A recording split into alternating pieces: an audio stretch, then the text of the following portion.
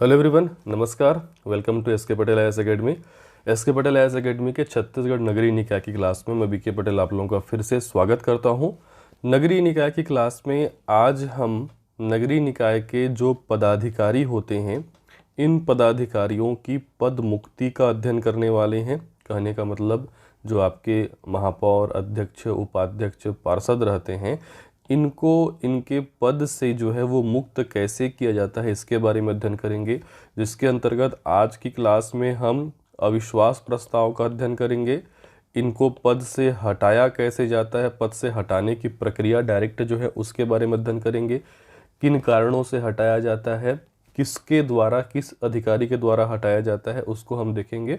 फिर हम देखेंगे जिससे आपका बहुत ज़्यादा प्रश्न पूछा जाता है, त्यागपत्र।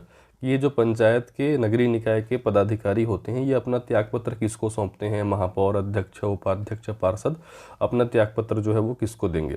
साथ ही साथ आज के क्लास में ही हम नगरीय निकाय की समितियों के बारे में भी अध्ययन जो है वो आपके करने वाले हैं।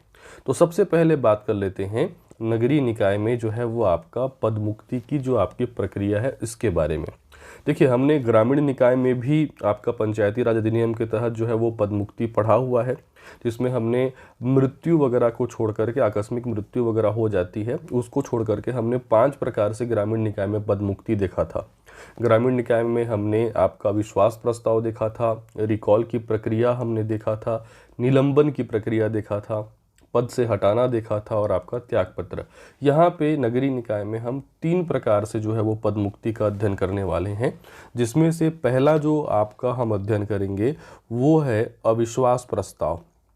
ठीक है, तीनों स्तरों में अविश्वास प्रस्ताव की प्रक्रिया एक समान होती है। तीनों स्तर कहने का मतलब नगर पंचायत में, नगर पालिका में और नगर निगम में, तीनों स्तरों में अविश्वास प्रस्ताव को लाने की प्रक्रिया, उसको पारित करने की प्रक्रिया, उसके जो प्रावधान होते हैं वो एज इट इज़ सेम है।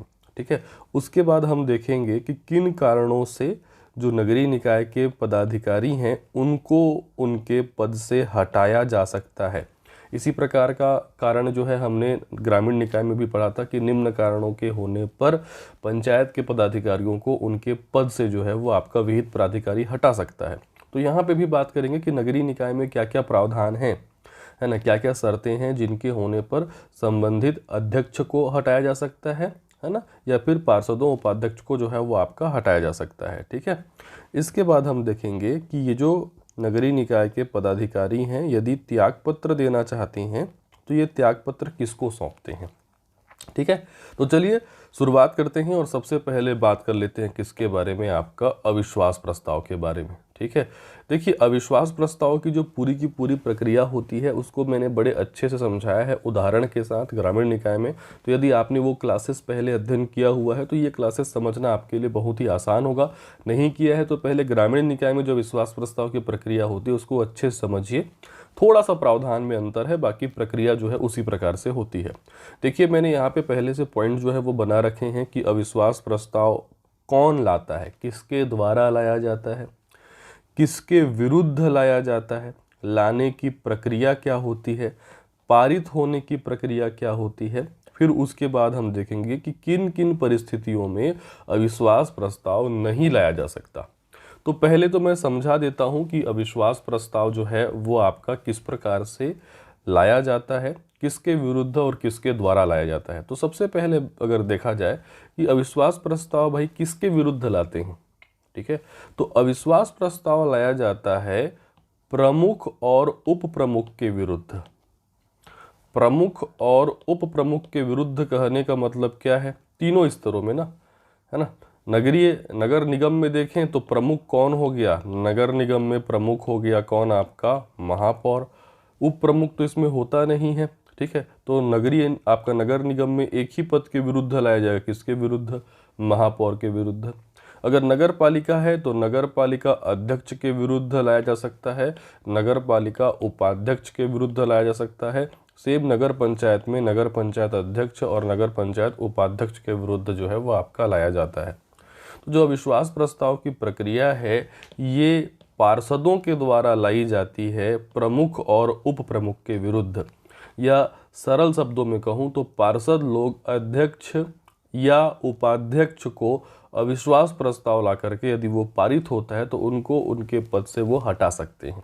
ठीक है, तो नगर निगम में चूंकि उप प्रमुख नहीं होता है, वहाँ पे उप महापौर के पद तो कोई प्रावधान नहीं है, तो नगर निगम में एक ही पद के लिए लाया जाता है। किसके लिए लाते हैं? महापौर के लिए लाते हैं। कौन लाते हैं? आपके पार्षद लाते हैं। तो अब आपने ये समझ लिया कि अविश्वास प्रस्ताव की जो प्रक्रिया होती है पार्षदों के द्वारा प्रमुख और उप प्रमुख के विरुद्ध जो है वो आपकी लाई जाती है।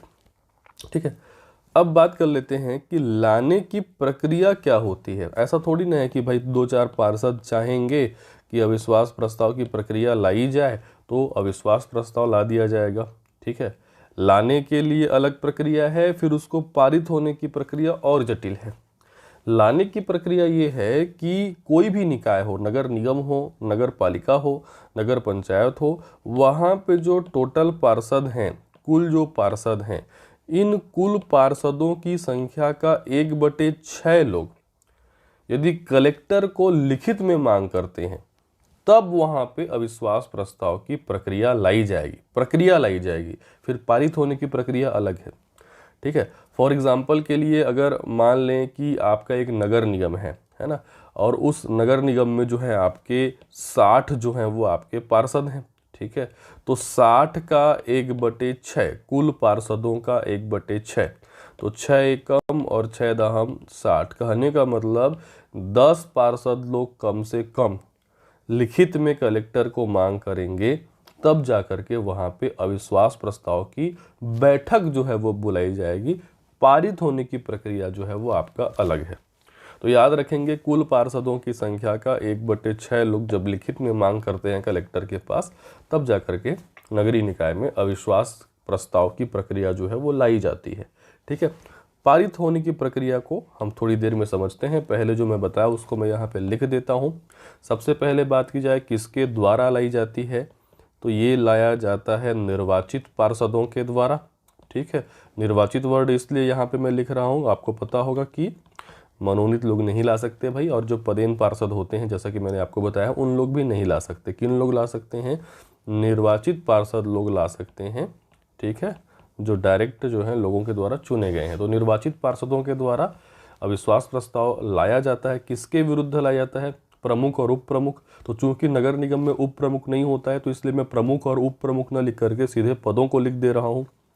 नगर निगम में किसके विरुद्ध लाया जाएगा? महापौर के विरुद्ध लाया जाएगा। नगर पालिका में किसके विरुद्ध लाया जाएगा? नगर पालिका अध्यक्ष के विरुद्ध लाया जा सकता है, और नगर पालिका उपाध्यक्ष के विरुद्ध लाया जा सकता है। ठीक है, नगर पंचायत में नगर पंचायत अध्यक्ष के विरुद्ध लाया जा सकता है, और नगर पंचायत उपाध्यक्ष के विरुद्ध लाया जा सकता है। लाने की प्रक्रिया मैंने अभी आपको बताई कि कुल पार्षदों की संख्या का 1/6 सदस्य द्वारा हस्ताक्षरित कहने का मतलब मौखिक नहीं होना चाहिए, लिखित होना चाहिए। हस्ताक्षरित प्रस्ताव कलेक्टर को प्रस्तुत करने पर, है ना, अगर कुल पार्षदों की संख्या का 1/6 लोग हस्ताक्षरित प्रस्ताव, कहने का मतलब एक प्रस्ताव बना के उसमें बाकायदा साइन करके कलेक्टर को प्रस्तुत करते हैं, तो कलेक्टर जो है अब इस प्रकार की अविश्वास प्रस्ताव की क्या बुलाएगा? बैठक बुलाएगा। चलिए इसको थोड़ा व्यवहार में समझते हैं, उसके बाद मैं लिख के बताऊंगा। अब जैसे कलेक्टर को जो है वो आपका आवेदन प्राप्त हो गया। ठीक है, फिर कलेक्टर जो है इसके लिए विशेष सम्मेलन बुलाएगा, बोल सकते हो विशेष बैठक बुलाएगा विश्वास प्रस्ताव के लिए। और इस प्रकार की बैठक की सूचना, है ना, कि मान लीजिए अमुक तारीख को बैठक होना है ना, कलेक्टर द्वारा आपका उस निकाय को 10 दिन पूर्व ही दे दी जाती है। मतलब अध्यक्षों को, पार्षदों को आपका 10 दिन पहले ही सूचना मिल जाती है कि अमुक तारीख को जो है आपका बैठक होगा विश्वास प्रस्ताव के लिए। कहने का मतलब इस प्रकार के अविश्वास प्रस्ताव की जो सम्मेलन की सूचना होती है, उसकी तारीख होती है, समय स्थान होता है, वो प्रत्येक पार्षद अध्यक्ष को आपका बैठक के 10 दिन पूर्व जो है वो भेज दिया जाता है। अब देखिए किसी भी दिन मान लीजिए हो गई क्या आपका अविश्वास प्रस्ताव की बैठक। अब यहाँ पे अविश्वास प्रस्ताव कैसे पारित होगा, तो पहले उस प्रावधान को लिख देता हूँ, फिर मैं आपको समझाऊंगा। ठीक है, अब पारित होने की प्रक्रिया मैं लिख देता हूँ कि इसके बाद मतलब कलेक्टर जो है वो आपका विशेष बैठक बुलाई जाएगी, और ये जो बैठक बुलाई जाएगी इसकी अध्यक्षता कौन करेगा, कलेक्टर। इस बैठक की अध्यक्षता जो है वो आपका कलेक्टर द्वारा जो है की जाती है। और प्रावधान क्या है, तो प्रावधान ये है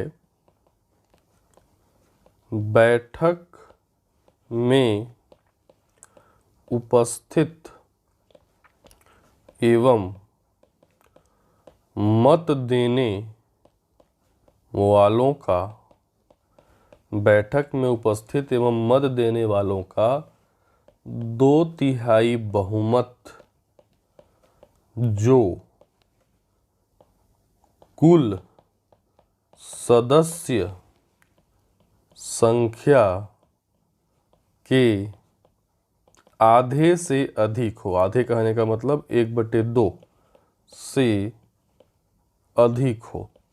देखिए यहाँ पे प्रावधान जो है बेटा वो ग्रामीण निकाय से भिन्न है, तो दोनों को अलग अलग डिफरेंशिएट करके आपको याद रखना है। ग्रामीण निकाय में अविश्वास प्रस्ताव का बिल्कुल अलग प्रावधान है, जो मैंने आपको पढ़ाया हुआ है वो स्लाइड एक बार मैं आपके सामने प्रस्तुत कर देता हूँ। देखिए ये आपके सामने है। ग्रामीण निकाय में ये होता था अविश्वास प्रस्ताव तभी पास होगा जब बैठक में उपस्थित एवं मतदान करने वालों का यहाँ पे कितना था, 3/4 बहुमत हो, जो कुल सदस्यों के 2/3 बहुमत से अधिक हो। यहाँ पे उपस्थित और मतदान करने वालों का 3/4 बहुमत हो, जो कि टोटल मेंबर के 2/3 बहुमत से अधिक हो। जबकि जो हमारा आपका नगरीय निकाय है यहाँ पे बिल्कुल अलग है। यहाँ पे बोलता है बैठक में आपका उपस्थित और मत देने वालों का 2/3 बहुमत हो, जो कुल के आधे से अधिक हो, टोटल मेंबर के आधे से अधिक हो वो। ठीक है, तो मैंने वहाँ पे उदाहरण सहित समझाया हुआ है, यहाँ पे आप अपने हिसाब से उदाहरण ले सकते हैं। ठीक है, तो यहाँ पे मैं उदाहरण नहीं बता रहा हूँ क्योंकि मैंने ग्रामीण निकाय में उदाहरण सहित आपको समझाया हुआ है। बस आप यहाँ पे प्रावधान याद रखिएगा कि वहाँ पे उपस्थित एवं मतदान करने वालों का 3/4 बहुमत था, जो कि आपका कुल सदस्यों के 2/3 से अधिक होना चाहिए था। जबकि यहाँ पे उपस्थित और मत देने वालों का, केवल उपस्थित से मतलब नहीं है, मैंने आपको पहले भी बताया हुआ है, उपस्थित होना चाहिए संबंधित, और क्या देना चाहिए, उसके द्वारा मत देना चाहिए। इसीलिए उपस्थित के साथ जुड़ा जाता है आपका मत देने वाला। उपस्थित और मत देने वालों का 2/3 बहुमत जो कि टोटल के आधे से अधिक हो, तभी जाकर के अविश्वास प्रस्ताव जो है वो आपका पारित होता है। ठीक है, तो ये हो गया अविश्वास प्रस्ताव लाने की प्रक्रिया, कौन लाता है, किसके विरुद्ध लाता है, और कितना बहुमत चाहिए, विशेष बहुमत, जिसके चलते विश्वास प्रस्ताव पारित होता है। अब हम इसमें देखते हैं कि किन किन कंडीशन में किसी भी जो आपके प्रमुख या उप प्रमुख हैं इसके विरुद्ध अविश्वास प्रस्ताव जो है वो नहीं लाया जा सकता। ये प्रावधान भी ग्रामीण निकाय से थोड़ा सा आपका भिन्न है। देखिए इसमें प्रावधान ये किया गया है कि पद ग्रहण तिथि के 2 वर्ष के भीतर नहीं लाया जा सकता। ठीक है, देखो ग्रामीण निकाय में क्या था, 1 वर्ष के भीतर था। यदि आपको याद हो, मैं आपको याद दिला दूं कि ग्रामीण निकाय में जो है वो था अविश्वास प्रस्ताव जो है वो संबंधित पदाधिकारी के पद ग्रहण तिथि के 1 वर्ष के भीतर नहीं लाया जा सकता था। लेकिन नगरीय निकाय में ये कितना किया गया है, 2 वर्ष के भीतर नहीं लाया जा सकता। और यदि उपचुनाव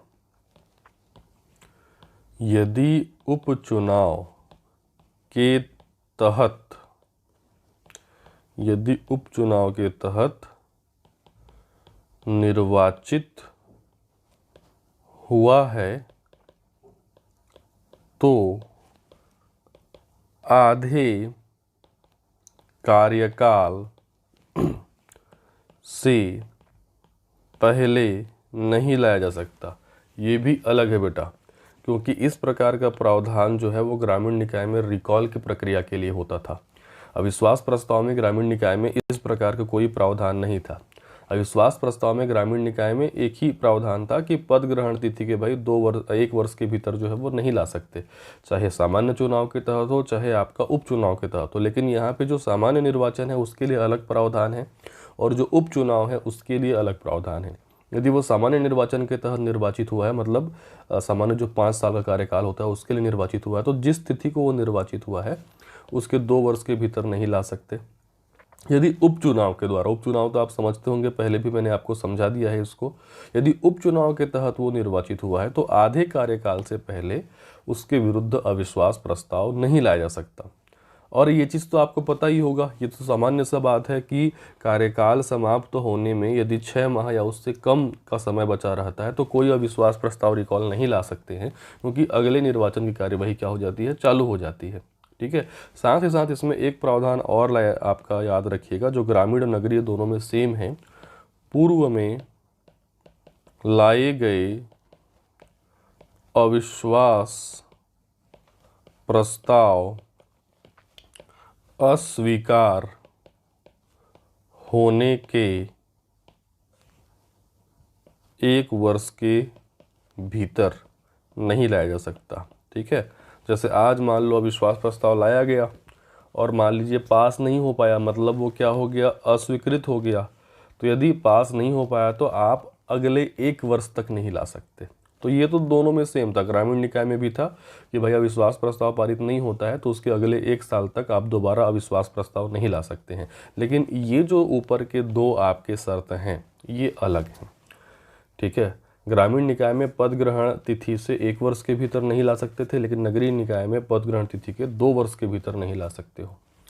ठीक है, ग्रामीण निकाय में चाहे सामान्य निर्वाचन था चाहे उप निर्वाचन था, आपका पद ग्रहण तिथि के 1 वर्ष के भीतर नहीं ला सकते थे। लेकिन यहाँ पे यदि उपचुनाव से निर्वाचित हुआ तो रिकॉल जैसा प्रावधान कर दिया है। यहाँ पे ये बोलता है यदि उपचुनाव के तहत निर्वाचित हुआ है तो आधे कार्यकाल से पहले नहीं ला सकते। तो ऑल ओवर आपको अंतिम निष्कर्ष याद रखना है कि भाई पद ग्रहण तिथि से 2 वर्ष के भीतर नहीं ला सकते, यदि उपचुनाव के तहत हुआ है तो आधे कार्यकाल से पहले नहीं ला सकते, और पूर्व में यदि कोई अविश्वास प्रस्ताव लाया गया था वो पारित नहीं हो पाया तो भाई उसके 1 साल तक जो है वो नहीं ला सकते। और एक और है जो कि कॉमन है, यहाँ पे मैं मेंशन नहीं कर रहा हूँ, यदि पंचायत कार्यकाल समाप्त होने में 6 महीने से भी कम का समय बचा है या 6 महीने बचा हुआ है तब भी नहीं ला सकते, क्योंकि अगले निर्वाचन की कार्यवाही चालू हो जाती है। ठीक है, तो इस प्रकार ये हो गया आपका नगरीय निकाय में अविश्वास प्रस्ताव।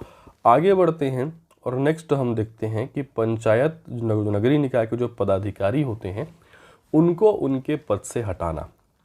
तो यहाँ पे देखिए इसको हम 2 वर्गों में पढ़ेंगे। पहले हम देखेंगे कि महापौर और अध्यक्षों को किस प्रकार से पद से हटाया जाता है, उसके लिए कौन कौन से आधार और कारण हैं। उसके बाद हम देखेंगे कि पार्षदों को उनके पद से कैसे हटाया जा सकता है, उसके लिए क्या आधार और कारण हैं। क्योंकि लगभग सेम है लेकिन थोड़ा सा आपका अध्यक्ष और जो महापौर है इनका आधार थोड़ा अलग है और जो पार्षद है इनका रीज़न थोड़ा सा अलग है। तो इसको मैं अलग अलग बांट के जो है आपको पढ़ा रहा हूँ। और ये भी देखेंगे कि यदि उनको पद से हटाते हैं तो इनको कौन हटाएगा, विहित प्राधिकारी कौन है इनको उनके पद से हटाने के लिए। तो चलिए सबसे पहले शुरुआत कर लेते हैं हम कि महापौर और अध्यक्ष को पद से हटाने के लिए क्या क्या कारण है। मैं लिखते जा रहा हूँ, आप समझते चलिएगा। ठीक है, देखिए उसका जैसा अधिनियम में उल्लेखित है उसी प्रकार से हम इसको लिखेंगे।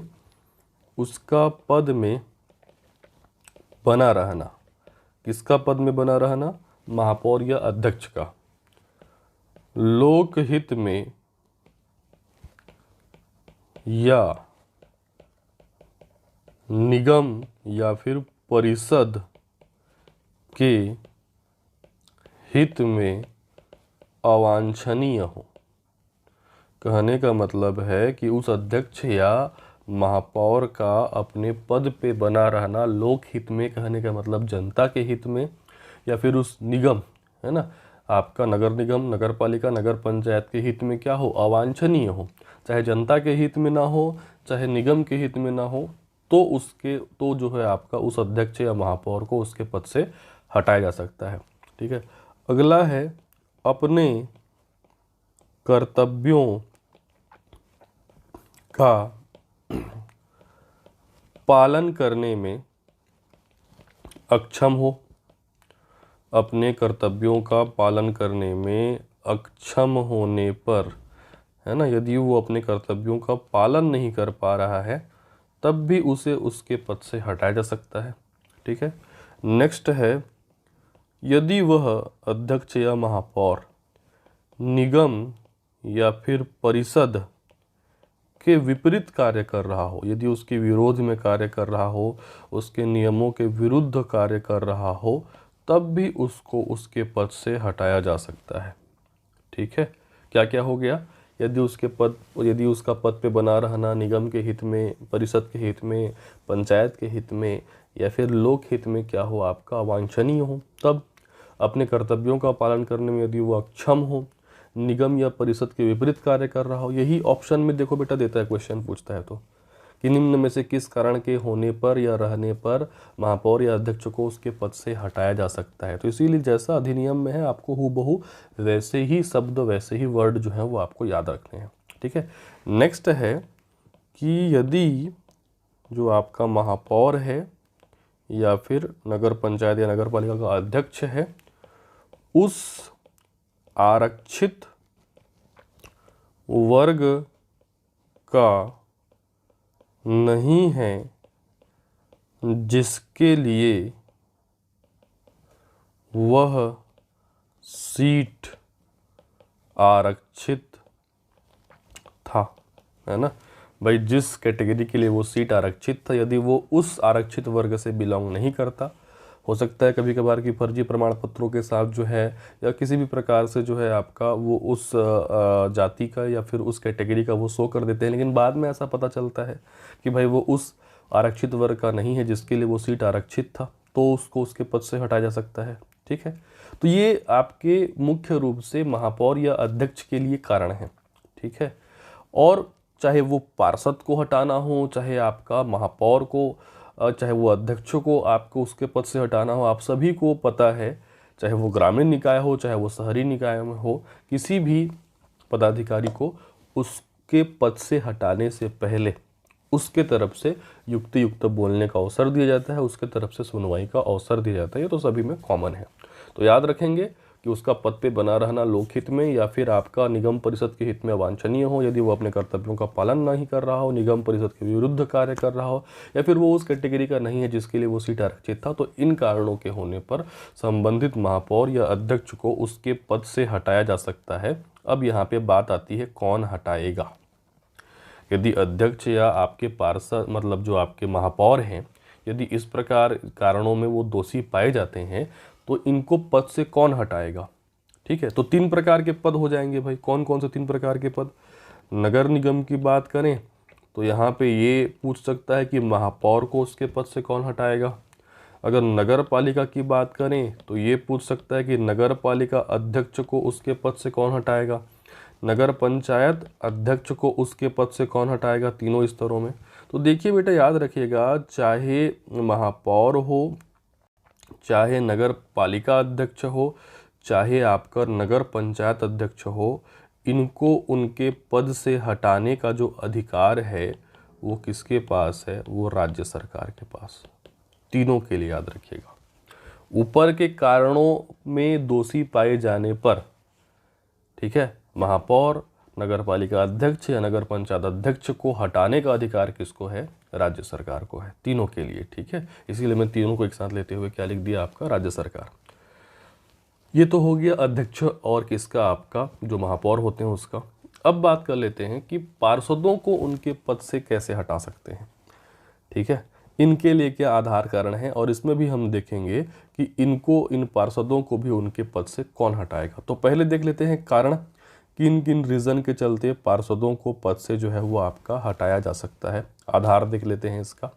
तो पहला आधार तो वही होगा, उसका पद पर बना रहना लोकहित या निगम या फिर परिषद के हित में अवांछनीय हो। अवांछनीय हो, इसके जगह ऐसा भी लिख सकता है बेटा वांछनीय ना हो, उसका मतलब एक ही है। कहने का मतलब उसका पद पर बना रहना लोकहित या निगम परिषद के हित में वांछनीय न हो, उसका मतलब यही होता है अवांछनीय है। ठीक है, तो पहला रीजन तो वही हो गया। इसमें अधिनियम में एक वर्ड जो आपका शामिल किया है, आपका सेम टू सेम उसको मैं लिख रहा हूँ, अशोभनीय आचरण। पार्षदों के लिए ये भी लिखा हुआ है, अशोभनीय आचरण के कारण भी उसको पद से हटा सकते हैं। ठीक है, ये रीज़न याद रखिएगा। अगला कारण है कैटेगरी के लिए, पार्षद उस वर्ग का नहीं है जिसके लिए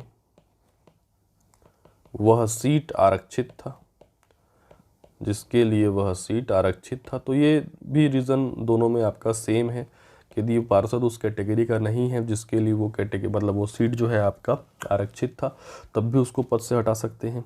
ठीक है, नेक्स्ट अधिनियम में लिखा हुआ है, यदि वह पार्षद विधि व्यवसायी होते हुए, यदि वह पार्षद विधि व्यवसायी होते हुए निगम या परिषद के विरुद्ध विधिक कार्यवाही करता है, तो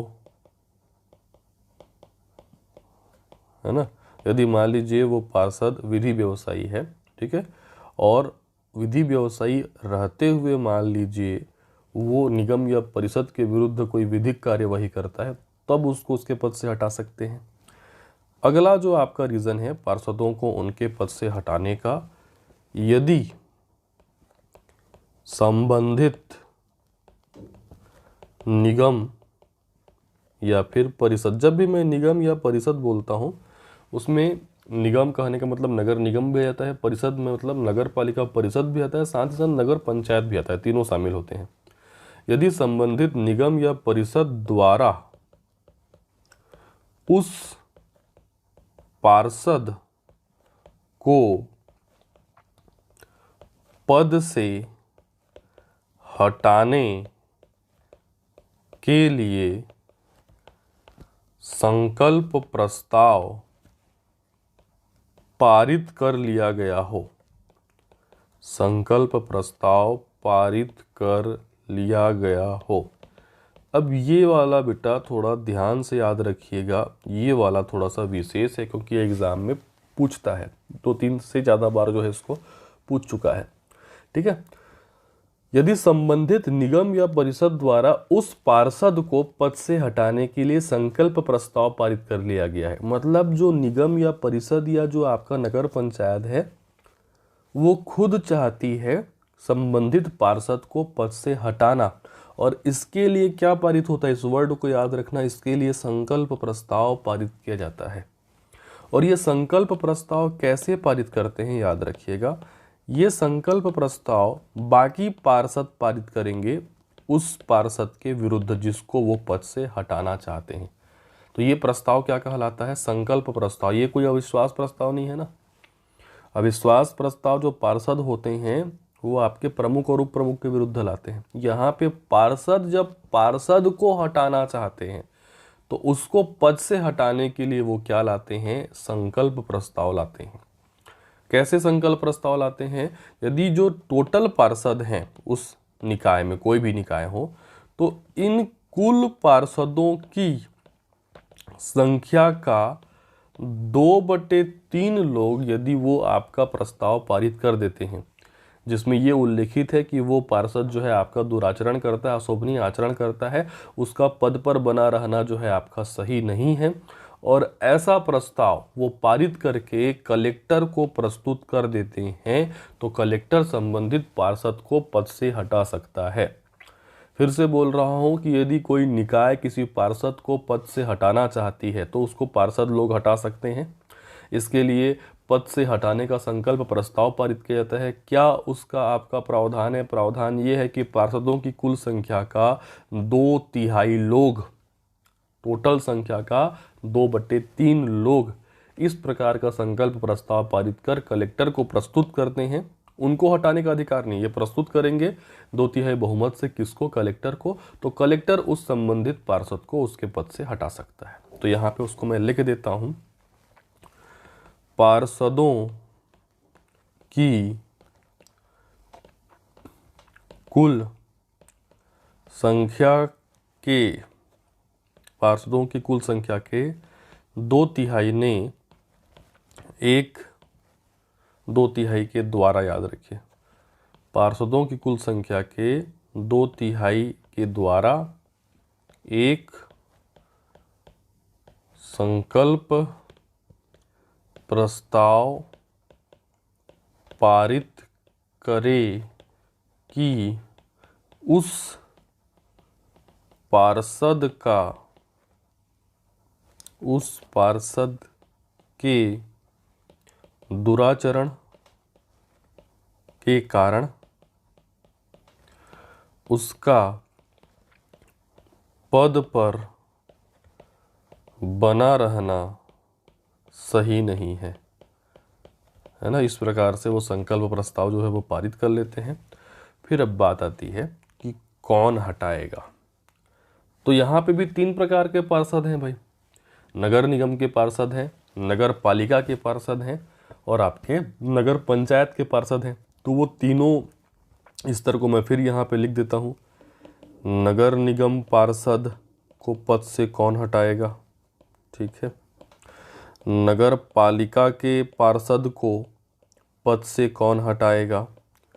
और नगर पंचायत के पार्षद को पद से कौन हटाएगा? तो यहाँ तीनों में आपका राज्य सरकार मत कर देना, क्योंकि हमने अभी कुछ देर पहले आपका महापौर और अध्यक्षों के लिए देखा था कि उनको हटाने का अधिकार किसको है? राज्य सरकार को है। यहाँ पे अलग है।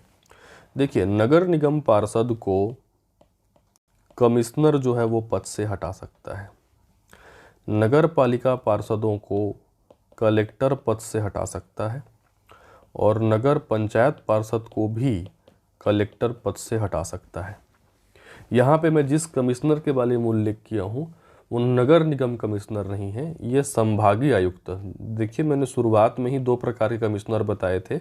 एक संभाग का जो हेड होता है उसको भी कमिश्नर कहते हैं और जो नगर निगम का प्रमुख होता है उसको भी कमिश्नर कहते हैं। तो नगर निगम का प्रमुख नगर निगम कमिश्नर या नगर निगम आयुक्त कहलाता है और संभाग का जो प्रमुख होता है वो संभागीय कमिश्नर या संभागीय आयुक्त कहलाता है। तो यहाँ पे बात की जा रही है संभागीय आयुक्त, है ना। तो जो सामान्य प्रशासन के कमिश्नर होते हैं वो उनको जो है नगर निगम पार्षद को पद से हटा सकते हैं और नगर पालिका और नगर पंचायत पार्षद को, जो कलेक्टर है, वे जो हैं उनको उनके पद से हटा सकते हैं इस प्रकार का संकल्प प्रस्ताव मिलने पर या फिर ऊपर वर्णित कारणों के पाए जाने पर। तो इस प्रकार हमने देखा कि नगर पंचायत, नगर पालिका, नगर निगमों में पद से हटाने की प्रक्रिया जो है वो किस प्रकार से की जाती है। चलिए आगे बढ़ते हैं और हम देखते हैं अब नगरीय निकाय के जो आपके पदाधिकारी हैं, ठीक है, महापौर हैं, अध्यक्ष हैं, उपाध्यक्ष हैं, पार्षद हैं, ये त्याग पत्र जो है वो आपका किसको सौंपते हैं। ठीक है, तो पहले तो हम 3 स्तर बना लेते हैं। ठीक है, एक स्तर हम बना लेते हैं जो सबसे ऊपर का स्तर होता है क्या आपका? नगर निगम।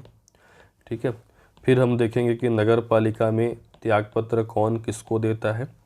उसी प्रकार हम देखेंगे कि नगर पंचायत में कौन किसको जो है वो आपका त्यागपत्र प्रस्तुत करता है।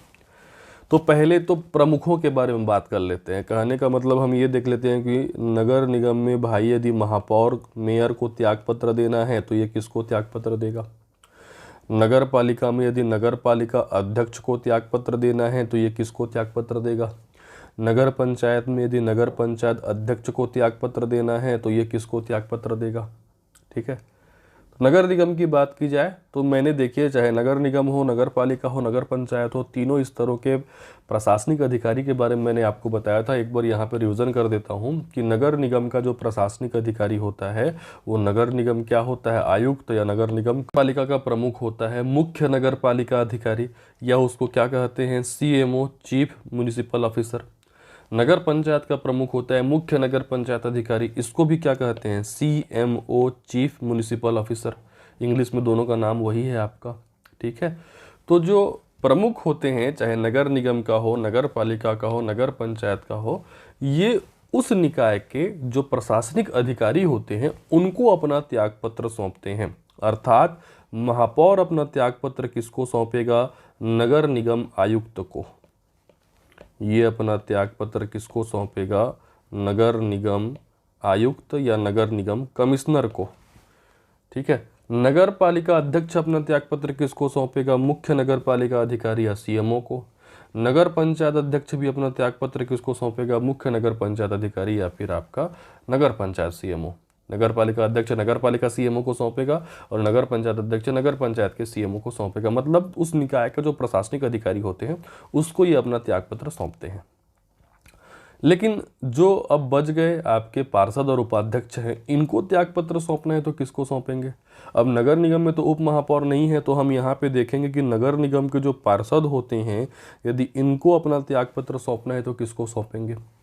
नगर पालिका में कौन बच गए? नगर पालिका जो उपाध्यक्ष हैं और नगर पालिका जो आपके पार्षद हैं, इनको यदि त्यागपत्र सौंपना है तो ये किसको सौंपेंगे? उसी प्रकार से नगर पंचायत के जो आपके उपाध्यक्ष हैं और नगर पंचायत के जो आपके पार्षद हैं, इनको अपना त्यागपत्र सौंपना है तो किसको सौंपेंगे? पहले बात कर लेते हैं नगर निगम की। तो नगर निगम का जो आपका पार्षद होता है, ये अपना त्यागपत्र महापौर को सौंपते हैं। याद रहेगा, नगर निगम के पार्षद अपने त्यागपत्र किसको सौंपेंगे? महापौर को सौंपेंगे। नगर पालिका में उपाध्यक्ष और पार्षद दोनों, पार्षद भी और उपाध्यक्ष भी अपना त्यागपत्र नगर पालिका के अध्यक्ष को सौंपते हैं। सेम नगर पंचायत में भी नगर पंचायत के पार्षद और उपाध्यक्ष अपना त्यागपत्र नगर पंचायत के अध्यक्ष को सौंपते हैं।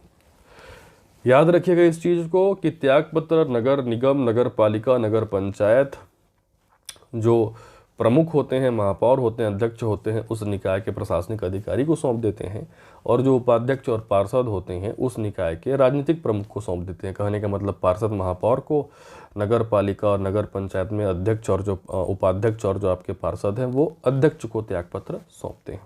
ठीक है। इसके बाद मैंने यहाँ पे एक पॉइंट और जो है मेंशन किया हुआ है कि जो पार्षदों का निर्वाचन होता है, ठीक है, चुनाव तो भाई पार्षद लोग लड़ते हैं, जो अध्यक्ष का पद है, उपाध्यक्ष का पद है तो अप्रत्यक्ष निर्वाचन है। पार्षद लोग अपने में से अध्यक्ष चुनते हैं और क्या चुनते हैं? उपाध्यक्ष चुनते हैं। तो यहाँ पे राज्य सरकार के द्वारा पार्षद निर्वाचन में अधिकतम व्यय सीमा जो है वो निर्धारित की गई है कि चुनाव लड़ने में, प्रचार प्रसार में अधिकतम कितना जो है वो खर्च किया जा सकता है। ठीक है, तो इसको भी याद रखिएगा। हो सकता है किसी एग्जाम में जो है वो आपका पूछ दिया जाए। तो हम 3 स्तरों में देखेंगे कि नगर निगम के यदि पार्षद है उसको चुनाव लड़ने के लिए अधिकतम वो कितना व्यय कर सकता है। ठीक है, नगर पालिका में जो पार्षद है वो कितना व्यय कर सकता है, नगर पंचायत जो आपका पार्षद चुनाव लड़ना चाहता है वो कितना व्यय कर सकता है। तो नीचे शुरुआत करते हैं। नगर पंचायत में आपका अधिकतम जो व्यय सीमा है निर्वाचन में वो है आपका 50,000। कहने का मतलब यदि कोई व्यक्ति नगर पंचायत पार्षद का चुनाव लड़ता है तो अधिकतम वो कितना खर्चा कर सकता है, कितना व्यय कर सकता है प्रचार प्रसार में? 50,000 रुपये।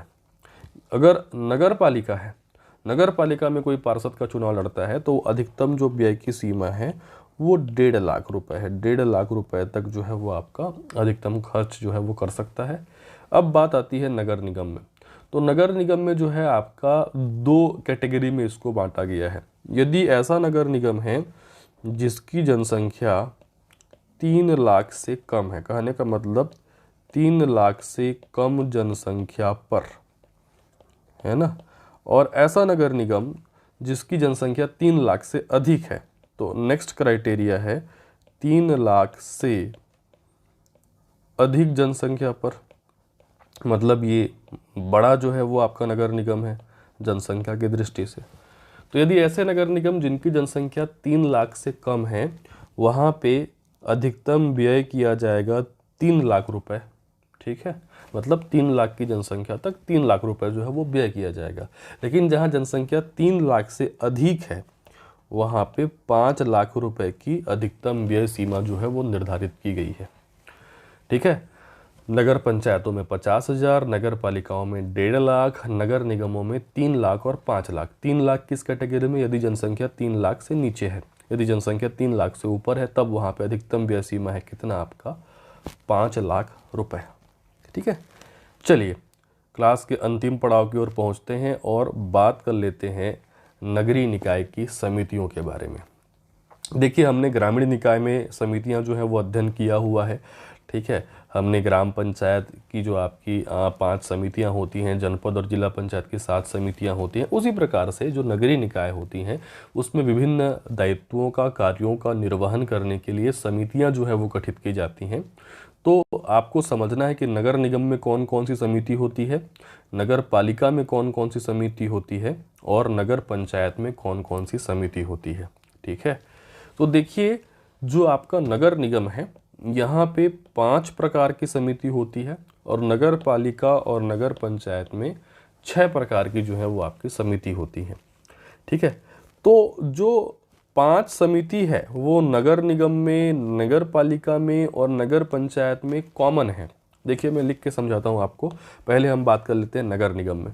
तो नगर निगम में एक समिति आपको याद रखना है, मेयर इन काउंसिल। ये प्रमुख समिति है, मान लीजिए, है ना। जैसे वहाँ सामान्य प्रशासन समिति होती है ना, यहाँ पे जो मेन समिति है वो मेयर इन काउंसिल होती है। ठीक है, मेयर इन काउंसिल। ठीक है, दूसरा जो समिति है नगर निगम में वो कहलाता है सलाहकार समिति। समितियों का नाम बस याद रखें आप, मेयर इन काउंसिल हो गया, सलाहकार समिति हो गया, वार्ड समिति, मेयर इन काउंसिल समिति, सलाहकार समिति, वार्ड समिति। चौथा याद रखेंगे मोहल्ला समिति, मोहल्ला समिति। पांचवा परामर्श समिति। पांचवा क्या है? परामर्श समिति। क्या क्या नाम हो गया? मेयर इन काउंसिल, सलाहकार समिति, वार्ड समिति, मोहल्ला और परामर्श। सलाहकार, वार्ड, मोहल्ला और परामर्श। तो ये जो 5 समितियां अभी हमने देखा, ये पांचों प्रकार की जो समिति है वो नगर पालिका में भी पाई जाती है और नगर पंचायत में भी पाई जाती है। यही 5 समिति आपको नगर पालिका में भी याद रखना है और यही 5 समिति आपको नगर पंचायत में भी याद रखना है। लेकिन चूंकि नगर पालिका और नगर पंचायत में मेयर पद नहीं होता, यहाँ पे अध्यक्ष पद होता है, तो यहाँ पे ये मेयर वर्ड आपको हटा देना है और मेयर वर्ड की जगह यहाँ पे आपको याद रखना है president. President in council word यहाँ पे आपको याद रखना है, क्योंकि प्रेसिडेंट मतलब क्या हो गया? अध्यक्ष। तो नगर निगम में मेयर इन काउंसिल होता है, जबकि नगर पालिका और नगर पंचायत में प्रेसिडेंट इन काउंसिल होता है। बाकी सलाहकार, वार्ड, मोहल्ला और परामर्श समिति ये जो है आपका तीनों स्तरों में होती है। अब बात कर लेते हैं 6वें स्तर। ठीक है, नगर निगम में तो आपको 5 ही याद रखना है। ठीक है, अब बात कर लेते हैं नगर पालिका में जो 6वीं समिति होती है उसको कहा जाता है अपील समिति। कौन सी समिति है? अपील समिति। और नगर पंचायत में होती है संयुक्त समिति। नगर पंचायत में क्या होता है? संयुक्त समिति। नगर पालिका में अपील समिति और नगर पंचायत में संयुक्त समिति होती है। तो इस प्रकार जो है आपका नगरीय निकाय में जो है 5 प्रकार की जो समितियां होती हैं, 3 स्तरों में कॉमन होती हैं।